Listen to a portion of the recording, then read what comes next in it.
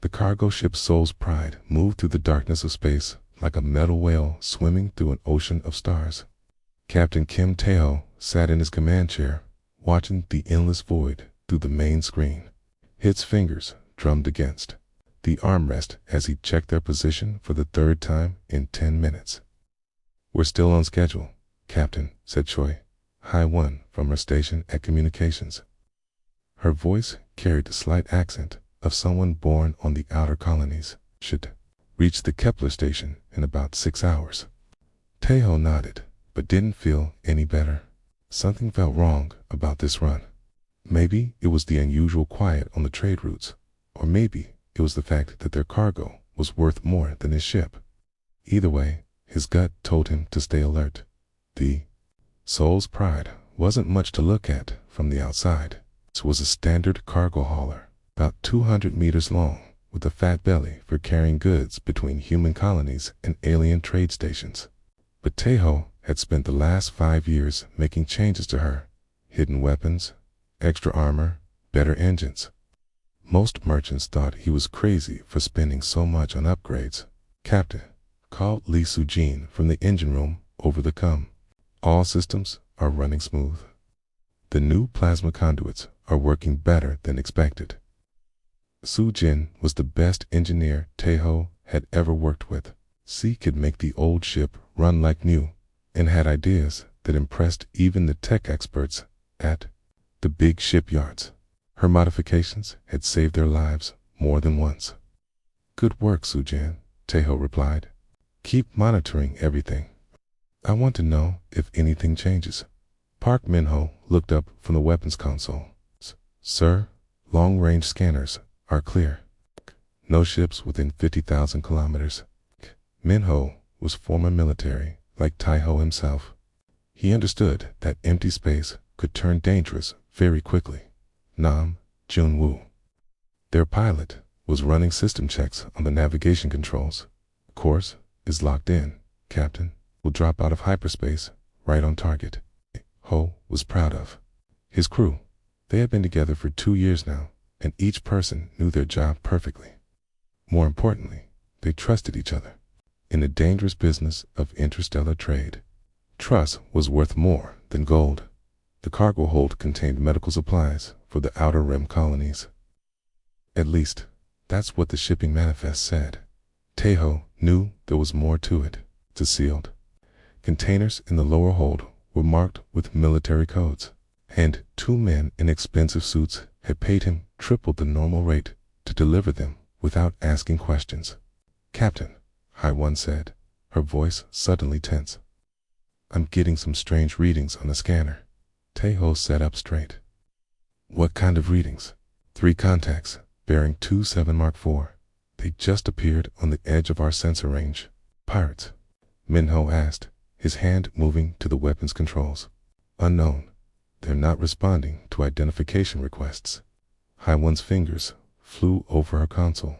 "Wait, I'm getting energy signatures. These are big ships, Captain. Much bigger than us." Tae-ho felt ice in his stomach. "Can you identify the ship types?" "Working on it." High 1 paused. Then her face went pale. "Captain, those are Vorthing designs. 3 heavy cruisers." The bridge went quiet. Everyone knew about the Vorthings. They were reptilian aliens who made their living by taking ships and selling the crews as slaves. They were smart, well-armed, and completely without mercy. "How long until they reach us?" Tae-ho asked. "At their current speed, about 20 minutes. Can we outrun them?" Jun-woo shook his head. "Not a chance, sir. Cruisers are built for speed. We're a cargo hauler." Tae-ho's mind raced through their options. Fight 3 heavy cruisers with 1 merchant ship. Impossible. To try to hide. There was nowhere to go in empty space. Surrender? Dave Vorthens would take everything valuable and sell his crew to the highest bidder. "Captain," Min-ho said quietly, "what are your orders?" Tae-ho looked at each member of his crew.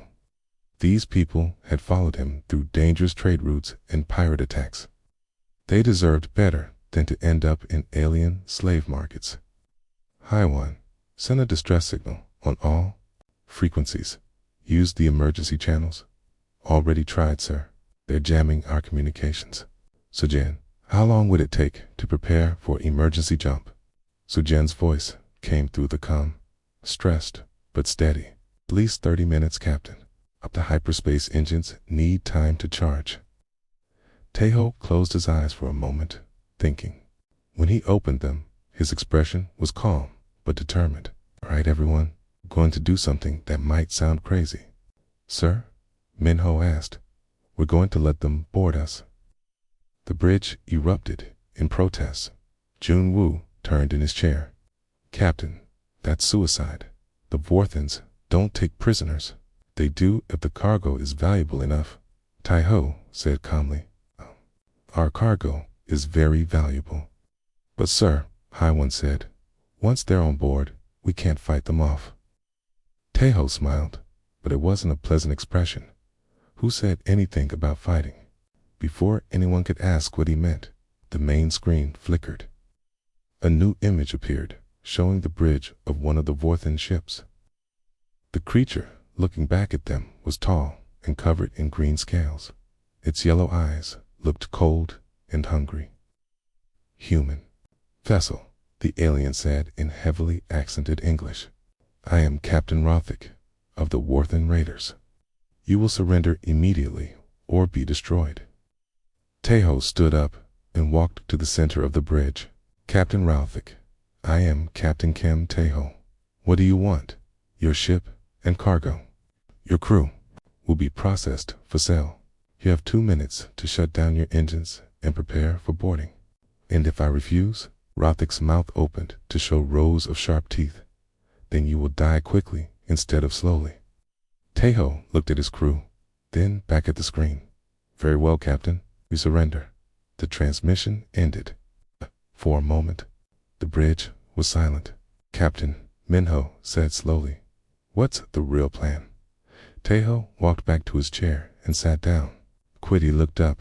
His expression was completely different. Gone was the worried merchant captain. In his place was something much more dangerous. The real plan, Minho, is that these pirates just made a very big mistake. They think they're boarding a helpless cargo ship. He paused and looked at each crew member. They have no idea what they're really walking into. The Soul's Pride continued through space, waiting for the Vorthan ships to arrive. But Captain Teho was no longer the same man who had been worried about his schedule. Something had awakened in him, something that had been sleeping since his military days. The pirates were coming to take his ship. He was going to show them why that was a very bad idea. The first Vorthan boarding pod slammed into the side of Soul's Pride with a loud metal crash. Captain Kim Teho felt the vibration through the deck plates as the alien ship attached itself to his cargo hauler like a parasite. Boarding pod secured. To Airlock 3, reported Choi Hai-1 from her station. Her voice was steady, but Teho could see her hands shaking slightly. 2 more pods incoming, added Park Minho from weapons control. They're surrounding us. Teho stood in the center of the bridge, his hands behind his back. To anyone watching, he looked like a defeated captain waiting for his fate, but his crew knew better. They had seen that look before, during their last encounter with pirates near the Centauri system. Remember what we practiced, Teho said. Quietly, stay calm, follow my lead, and watch for the signals. The crew nodded. Over the past 2 years, they had drilled for this exact situation. Teho had insisted on it, even when they complained about the extra work. Now they understood why. The ship's internal sensors showed Vorthan soldiers moving through the corridors. They were big creatures, nearly 2 meters tall, with thick scaled skin that could stop most small weapons. Their armor was military grade, and they carried plasma rifles that could cut through steel. Captain, came Lee Sujin's voice over the comm from the engine room. They're sending a team down here. Should I let them in? Yes, Teho replied. But remember what we talked about. Understood, sir? Sujin had been the first to understand Taeho's plan when he explained it 3 months ago. She had spent weeks making special modifications to the ship's systems, working late into the night to get everything ready. Her part in the plan was crucial. The main airlock doors opened with a hiss.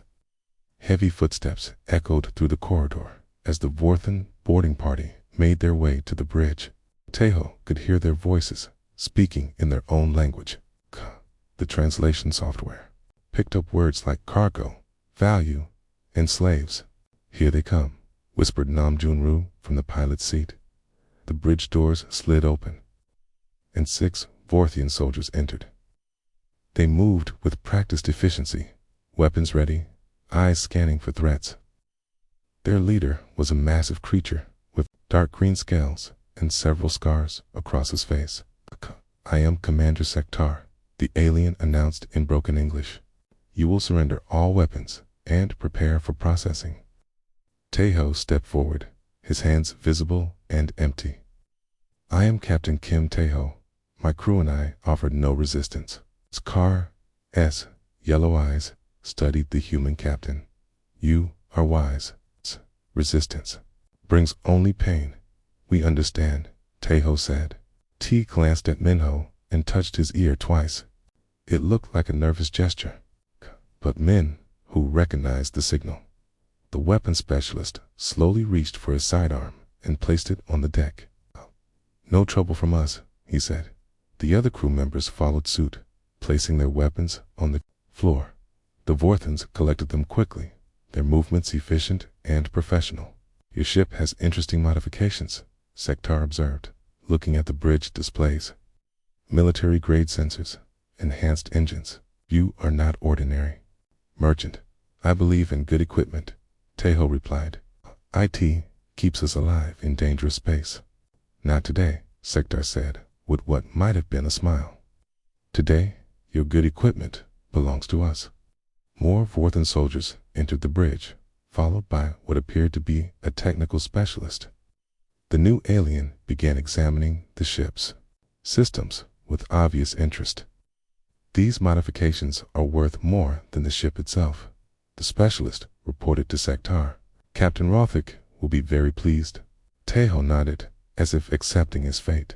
Okay, but he was actually listening to the TASD sounds coming from other parts of the ship. Sujin was talking to the Vorthians in the engine room, explaining the systems. Her voice carried through the comm, and Taeho could hear the code words hidden in her technical discussion. "Phase 1 complete," she was saying about the engine efficiency. "Systems are stable for Phase 2 implementation." It sounded like engineering talk, but Taeho knew she was telling him that the first part of their plan was ready. "Commander," one of the Vorthan soldiers reported, "we have secured the cargo holds. The manifest shows medical supplies, but there are sealed containers that require special handling." Sektar's eyes lit up with interest. "Special containers, sir. Military-grade seals. Whatever is inside must be very valuable." Taeho allowed himself to look worried, as containers are dangerous. They contain medical isotopes that could kill everyone on the ship if handled wrong. "You lie," Sektar said. "Our scanners show no radiation signatures." "The containers are shielded," Taeho replied. "Open them incorrectly, and they will release toxic gas." It was a perfect lie. The Vorthings were greedy, but they weren't stupid, okay? They would want to examine the containers carefully before opening them. That will give him more time. "We will see," Sektar said. "Our technical teams are very skilled." From the engine room, Sujin's voice came over the comm again. "Captain, the Vorthans want to understand our power distribution system. Should I show them everything? Cooperate fully?" Taeho replied. "Give them whatever they want." What the Vorthans didn't know was that Sujin was following his script. Every system she showed them, every explanation she gave, was moving their plan forward. She was teaching them about the ship's systems, but she was also slowly taking control of those same systems. "Your engineer is very helpful," Sektar noted. "She will bring a good price at the slave markets." Teho felt anger flash through him, but he kept his expression neutral. She's the best engineer I've ever worked with, was Sektar corrected. She was your engineer. The Vorthan commander activated a communication device and spoke to his ship. The conversation was in their own language, but Teho caught enough words to understand. They were discussing how to strip the soul's pride of everything valuable. Captain Ralthik is very pleased, Sektar announced. Your ship will make an excellent addition to our fleet. What about my crew? Teho asked.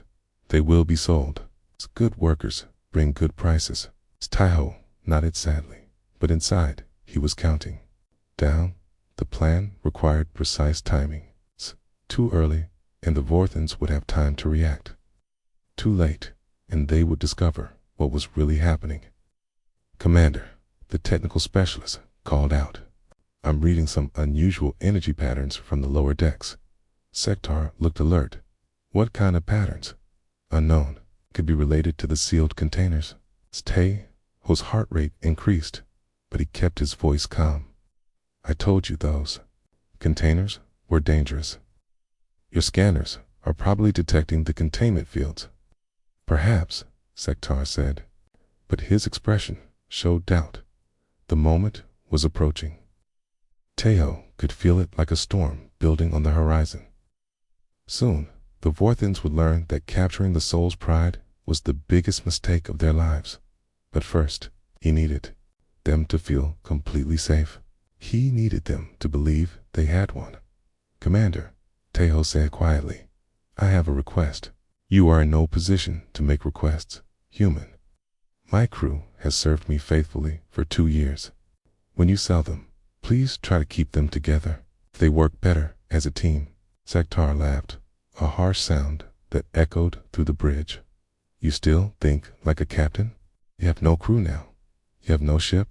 You have nothing. Teho looked at his former crew members, then back at the Vorthan commander. You're right, he said softly. I have nothing left to lose. For just a moment, something in his tone made Sektar pause. But then the moment passed, and the alien commander returned to studying the ship's systems. He had no idea that those words would soon take on a very different meaning. The alarm that suddenly filled the soul's pride was not the ship's normal warning system. It was deeper, more urgent, and it made Commander Sektar's scales rise with alarm. What is that sound? The Vorthan demanded, his weapon swinging toward Captain Kim Tae-Ho. Tae-Ho stood calmly in the center of the bridge, his hand still visible, but no longer empty. In his right hand was a small device with a single red button. His thumb rested on top of it, applying just enough pressure to keep it pressed down. Commander, is the sound of your death approaching? Teho said quietly. The bridge went silent, except for the continuing alarm. Every Vorthan soldier turned to look at the small device in the human captain's hand. What is that? Sektar asked, his voice suddenly less confident. This is a dead man's switch, Teho explained. As long as I keep my thumb on this button, nothing happens. But if I release it, or if my heart stops beating, or if any of your people try to take it from me, something very interesting will occur. You are bluffing, Sektar said, but his weapon remained pointed at Teho. Teho smiled, and for the first time since the boarding, it was a genuine expression. Tell me, Commander, what did your scans show about those sealed containers? In my cargo hold, medical supplies. Sektar replied automatically. Wrong, Teho said. Those containers hold something much more dangerous. They contain prototype human plasma charges. Each one can level a city block, And right now, they're all connected to this little device in my hand. The Vorthan soldiers exchanged worried glances. Their commander activated his communication device and spoke rapidly in his own language. Your Captain Ralthik is welcome to scan the containers more carefully, Teho continued, but he should be quick about it. The charges are already armed. From the engine room, Li Sujin's voice came over the com. Captain, The Vortons down here are asking about the energy readings. Should I explain? Go ahead, Sujin, Taeho replied. Tell them everything. Sujin's voice was calm and professional. The energy readings you're detecting are from the plasma containment fields. When the captain presses that button, the fields will collapse simultaneously. The resulting explosion will be equivalent to a small nuclear device. One of the Vorthene soldiers near the bridge door took a step backward. Commander, our ship is docked to theirs. If they detonate, we all die together, Taeho finished, along with your other two ships, since you're all within the blast radius.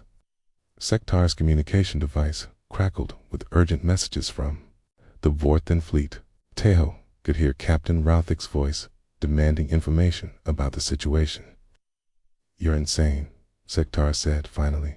If you would kill yourself and your crew just to stop us, would I? Taeho asked. Let me tell you something about humans, Commander. We have this strange idea that some things are worth dying for. Freedom, for instance, the safety of innocent people, the protection of dangerous technology from those who would misuse it. But your crew, my crew, knew the risks when they signed on, Taeho interrupted. Each one of them volunteered for this mission. They knew what we were carrying, and they knew what might happen if it fell into the wrong hands. Choi Hai-1 spoke up from her station. The captain is right, Commander. We all agreed to this. Park Min-ho nodded. Better to die free than live as slaves. Junwoo turned in his pilot's seat. Besides, you really think we'd let you take our ship without a fight? The Vorthen soldiers looked confused. Most species, they dealt with valued survival above everything else. The idea of choosing death over defeat was difficult for them to understand. You're bluffing, Sektar repeated, but his voice lacked conviction. Am I? Taeho asked again. Sujin, what's the yield on a full detonation? Approximately 50 megatons, Captain, Sujin replied over the com. Enough to vaporize everything within 100 kilometers. And how long have the charges been armed? Since the moment the first boarding pod attached to our hull, sir. Taeho looked directly at Sektar. You see, Commander, you made a mistake. You assumed that because we surrendered, we were helpless. You thought that because we're merchants, we were weak. But you forgot something important about humans. What? Sektar asked. We're very, very good at making things explode. The communication device in Sektar's hand buzzed with another urgent message from Captain Rothik. The Vorthen commander listened, then looked back at Taeho with new understanding. Sensors confirm what your engineer said, Sektar admitted. The containers are armed, but you're still trapped here with us. That's right, Taeho agreed, which means you have a choice to make. You can try to take this device from me, and we all die in the next few seconds. Or you can order your people back to their ships and leave us alone. And if we leave, you'll just wait for the next ship to come along. That depends, Taeho said. Are you planning to attack more human vessels? Sektar's expression showed he was beginning to understand the real situation. This was planned. You wanted us to board your ship. Of course, it was planned, Taeho replied. Do you think I would carry this kind of cargo without being prepared for pirates? The Soul's Pride isn't just a merchant ship, Commander. She's a trap. But why? Why risk everything just to stop us? Taeho's expression became serious, because the technology in those containers could be used to build weapons that would kill millions of innocent people. Because my government trusted me to make sure that never happens. And because someone needs to show pirates like you that human ships are not easy prey. The bridge fell silent again as the implications sank in. The Vorthens had thought they were capturing a valuable prize. Instead, they had walked into a carefully prepared ambush. Your move, Commander, Taeho said quietly, but decide quickly. My thumb is getting tired. Sektar looked at his soldiers, then at the human crew, and finally at the small device in Taeho's hand. For the first time in his career as a pirate, he was facing an enemy who was willing to die to win. "Captain Routhik," he said into his communication device, "we have a problem." The response was immediate and angry. Ho couldn't understand the words, but the tone was clear. The Vorthen captain was not happy with this development. "He wants to know if you're serious about detonating," Sektar translated. "Tell him to test me," Teho replied. "Remind him that he only gets one chance to be wrong," Sektar relayed. The message. Teho felt a moment of pride in his crew. They had practiced this scenario dozens of times, but doing it for real was different. Each one of them was staying calm and playing their part perfectly. The communication device crackled again, and Sektar listened to a long message from his captain. When it finished, he looked at Teho with something that might have been respect. "Captain, Routhik says he has never encountered humans like you before. Tell him he's about to learn something new about my species," Teho replied. "We don't give up. We don't surrender. Okay? And we definitely don't let pirates take our ships." The dead man's switch remained steady in his hand, his thumb maintaining the pressure that kept everyone alive. Teho knew this was just the beginning. The real test was still to come. The silence on the bridge of Soul's Pride stretched like a wire about to snap. Captain Kim Taho stood perfectly still, his thumb resting on the dead man's switch, while Commander Sektar waited for orders from his captain. "Captain Routhik wants to speak with you directly," Sektar finally said. "Put him through," Teho replied calmly. The main screen flickered to life, showing the bridge of the Vorthon flagship. Captain Routhik was larger than his subordinates, with darker scales and more scars. His yellow eyes burned with anger and frustration. "Human," Routhik began, his voice like grinding stone. "You have put us in an impossible situation. I have put you in the situation you created when you decided to attack my ship," Teho corrected. "You came here looking for easy prey. Instead, you found someone willing to fight back." "Fight back," Routhik laughed, but it was not a pleasant sound. "You call this fighting? You are threatening to kill yourself. That's what it takes to stop you, yes?" Routhik leaned forward in his command chair. "Your species is insane. No rational being would choose death over slavery." "Then I guess humans aren't rational," Teho said. "We have this strange idea that freedom is worth dying for." "Freedom." Routhik spoke the word like it tasted bad. "What use is freedom to a dead person? What use is life to a slave?" The Vorthen captain studied the human for a long moment.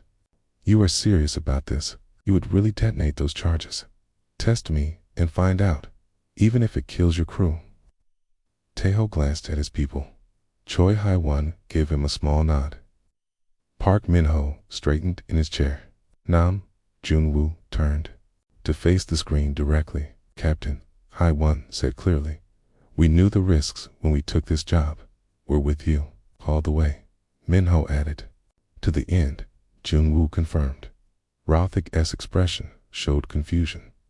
"Your crew agrees to die for this cargo." "They agreed to die to keep dangerous weapons out of the hands of pirates," Teho said.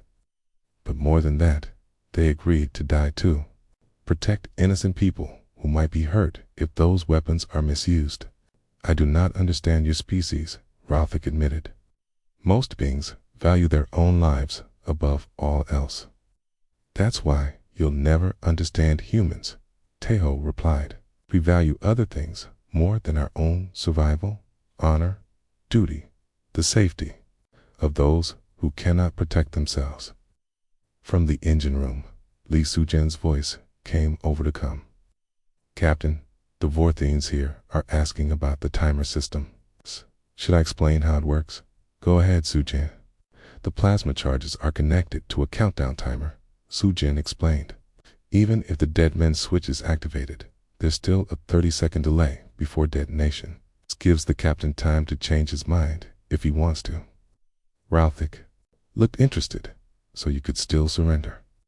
"I could," Teho agreed, "but I won't." What if I offered to let your crew live? Just give us the cargo and the ship, and we'll release your people, and trust a pirate to keep his word. Tejo shook his head. Besides, the cargo is too dangerous. Those plasma charges could be used to build weapons that would kill millions of innocent people. I won't let that happen. You would sacrifice millions of lives just to stop us. I would sacrifice my life to save millions of lives, Tejo corrected. There's a difference. Rothick tried a different approach. What if we agreed to leave this sector, never attack human ships again? How do I know you would keep that promise? You don't. But it's better than everyone dying. Tejo considered this for a moment. You're right. It would be better, but I can't take that risk. The cargo I'm carrying is too important. Then we are at an impasse, Rothick said. You will not surrender, and I cannot retreat empty-handed. That's your choice, Tejo replied. But remember, you have more to lose than I do. I'm risking 1 ship and 5 lives. You're risking 3 ships and hundreds of lives. Unless, Rothick said slowly, I can find another way. The Warthen captain's image disappeared from the screen. Commander Sektar looked worried. What is he planning? Sektar asked. Nothing. Good, Tejo replied. But whatever it is, it won't work. You seem very confident. I've been planning this for a long time, Commander. I've thought of every possibility. Minutes passed in tense silence. Then the ship's sensors detected movement from the Vorthen fleet. One of the cruisers was moving into a different position. Captain, High One reported. They're trying to surround us. Let them, Tejo said. It won't matter, sir. They're charging. Their weapons, Minho warned. They won't fire, Tejo said confidently. They're too close to the blast radius. Even as he spoke, Tejo felt a moment of doubt. What if Raltic was desperate enough to risk everything? What if the Vorthen captain decided that if he couldn't have the cargo, no one could? The communication system crackled back to life. This time, it wasn't Raltic on the screen. It was a smaller Vorthen with different colored scales and strange markings around his eyes. I am Zikmer, the alien said in perfect English. I am a mind reader, a psychic, Tejo said. I was wondering when you'd bring one of those. Captain Rothick has asked me to examine your thoughts, to determine if you are truly willing to die for this cargo. Go ahead, Tejo said. I bet. Be careful what you find. Zikmer's eyes began to glow with a faint light. Tejo felt a strange pressure in his head, like someone pressing against his thoughts. But he had been trained for this. During his military service, he had learned to defend against psychic attacks. He filled his mind with images of the outer colonies. Children playing in the streets of Nusol, families working in the hydroponic gardens of Puzan Station, scientists working to cure diseases in the research labs of Dajin City. He is thinking of people, Zikmer reported. Many people. All human. Is he afraid? Rothick asked. Yes, but not of death. He is afraid of what will happen if he fails. Tejo allowed the psychic to see more. He showed him the classified briefings about the plasma charges, the weapons that could be built with that technology, the cities that could be destroyed. The cargo is as dangerous as he claims, Zikmer said, his voice filled with surprise. These weapons could destroy entire planets. And is he willing to die to protect them? Zikmer was quiet for a long moment. When he spoke again, his voice was different. Captain Rothick, this human is not like others we have encountered. His mind is focused on one thing, preventing these weapons from being used. He would rather die than let that happen. You're certain? I am certain. He will activate those charges if necessary. The psychic connection ended, and Zikmer's image disappeared. Rothick returned to the screen, his expression thoughtful. You have created a difficult situation, human, he said finally. I've created a simple situation, Tejo replied. Leave my ship alone, and everyone lives. Try to take it, and everyone dies, including you, including me. Rothick was quiet for a long moment. Then he began to laugh. It was a sound like grinding metal, but there was something like respect in it. You are either very brave or very foolish, he said. Does it matter which? Perhaps not. Rothick's expression became serious again. Okay, but this is not over, human. Even if we leave you now, there will be others. Other pirates, other raiders. You cannot fight them all. I can. Try. Yes, Rothick said slowly. I believe you can. The screen went dark on the bridge of Soul's Pride. Everyone waited to see what would happen next. Tejo's thumb remained steady on the dead man's switch. His crew remained at their stations. And somewhere in the darkness of space, Captain Rothick was making a decision that would determine whether they all lived or died. The standoff continued, but Tejo could feel something changing. The balance of power was shifting, and for the first time since the pirates had arrived, he began to think they might actually survive this encounter. But he also knew that the real test was still to come. The silence that followed Captain Rothick's last transmission felt different to Captain Kim Tejo. It was the kind of quiet that came before a storm breaks, when the air itself seems to hold its breath. Captain, Choi Hai-1 said softly from her station, I'm detecting movement from the Vorthon ships. What kind of movement? Tejo asked, his thumb still steady on the dead man's switch. They're backing away, slowly. Commander Sektar, who had been standing rigid near the bridge entrance, activated his communication device. The conversation with his ship was brief and in the Vorthon language, but his expression told the story. We are withdrawing, Sektar announced. Captain Rothick has decided that the risk is too great. Smart choice, Tejo replied, but he didn't move from his position. However, Sektar continued, the captain wants you to know that this matter is not finished. Other ships will come. The pirates will try to take your cargo. Let them come. Tejo said, they'll get the same reception you did. Sektar studied the human captain for a moment. You really would have done it. You would have killed us all. Yes, even your own crew. They knew the risks when they signed on for this mission. The Vorthon commander looked around the bridge at the human crew. Each one of them met his gaze steadily. Your species is very strange, he said finally. We prefer to think of ourselves as determined, Park Minho said from his weapon station. Sektar nodded slowly. Perhaps that is why you survived when so many other species did not. The Vorthon soldiers began filing out of the bridge. Sektar was the last to leave, pausing at the doorway. Human captain, he said, I hope we never meet again. The feeling is mutual, Commander. When the Vorthons were gone, the bridge fell silent except for the hum of the ship's systems. Tejo remained motionless, the dead man's switch still in his hand. Captain Nam, Junwoo asked quietly, are you going to put that thing down? Not yet, Tejo replied.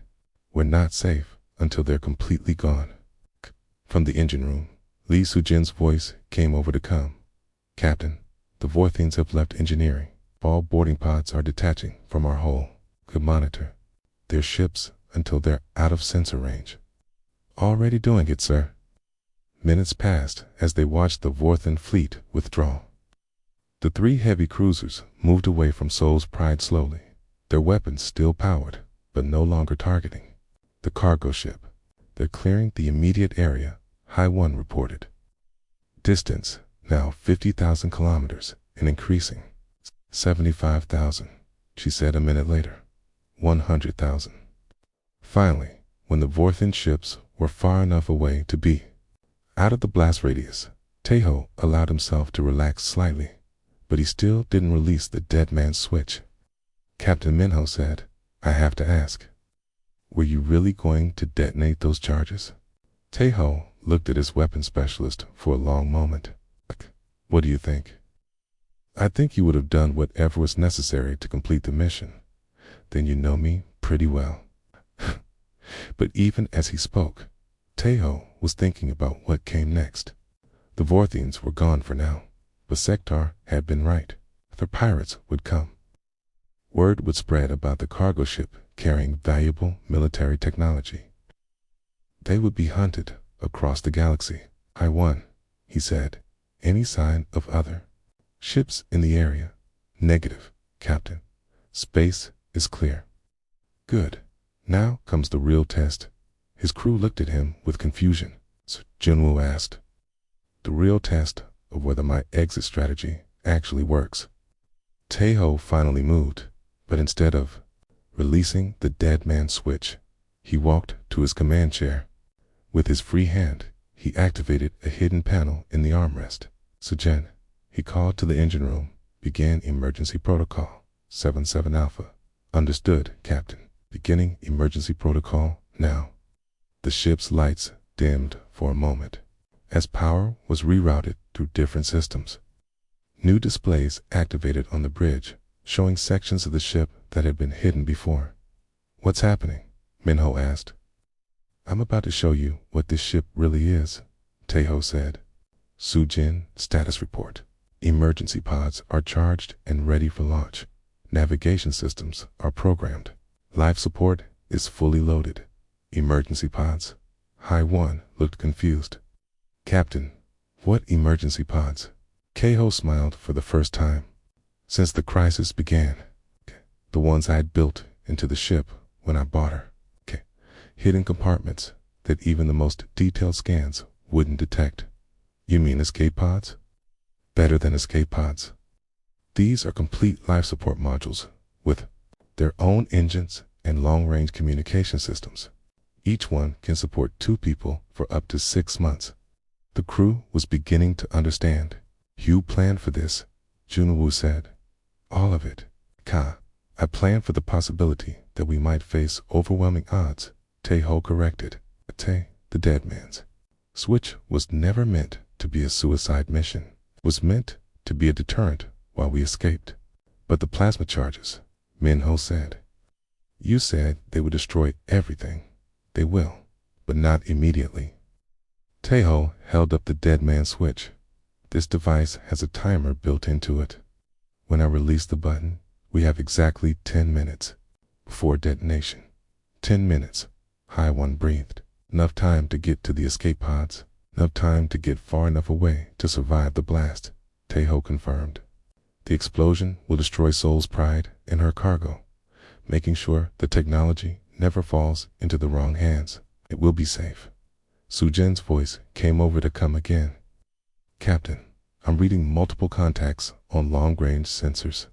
3 ships, approaching fast. Warthans, negative. These are different signatures.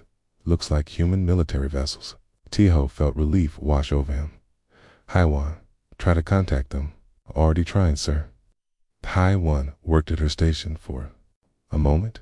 I've got them. It's a patrol cruiser engine and 2 destroyers. Thank goodness, Minho said. How did they find us? Because, Teho said, setting the dead man switch carefully on his armrest. I've been broadcasting a distress signal on a military frequency since before the Vorthans arrived. But they were jamming our communications. They were jamming normal frequencies. 8. This was a special military channel buried in the ship's background systems. The signal was designed to look like normal engine noise. The main screen activated, showing the bridge of a human military vessel. A woman in a Navy uniform looked out at them. This is Captain Lee Mi-young of the patrol cruiser engine. Soul's Pride. What is your status, Captain? Teho replied. We've just had a very interesting conversation with some Vorthan pirates. They decided to look for easier prey. We detected the Vorthan ships leaving the area. Are you and your crew safe? We are now. Captain Lee Mi-young looked at the device in Teho's hand. Is that what I think it is? A dead man's switch, connected to enough explosive power to level a small city, Teho confirmed. The cargo we're carrying is too dangerous to fall into pirate hands. Understood. We'll escort you to the nearest military station for cargo transfer. Thank you, Captain. As the military ships moved into escort formation around Soul's pride. Teho finally allowed himself to fully relax.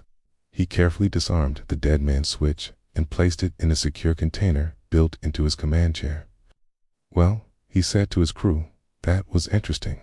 "Captain," High One said, "when you said you had an exit strategy, I thought you meant we were all going to die." "The best exit strategies are the ones where everyone lives," Teho replied.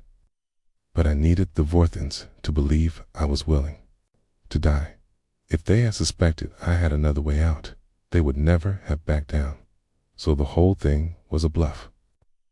Junwoo asked. "Not a bluff," Teho corrected. "I really would have detonated those charges if necessary, but I always planned to get us out alive if possible." Minho shook his head in amazement. "You thought of everything." "I tried to." "That's what good captains do." Sejin's voice came over. "Become one last time. Captain, all systems are secure. The plasma charges are safely disarmed."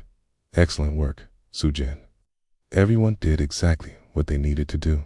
As Soul's pride continued toward the military station under escort, Teho looked out at the stars. Somewhere out there, Captain Rothick was probably telling other pirates about the crazy human who was willing to blow up his own ship rather than surrender. That was fine with Teho. Let the word spread. Let every pirate in the galaxy know that human ships were not easy targets. Let them learn that humans would fight back, no matter the odds. The exit strategy had worked perfectly. His crew was safe, the dangerous cargo was secure, and the pirates had learned a valuable lesson about underestimating humans. But most importantly, they had all lived to fight another day, and in the dangerous business of interstellar trade. That was the best possible outcome.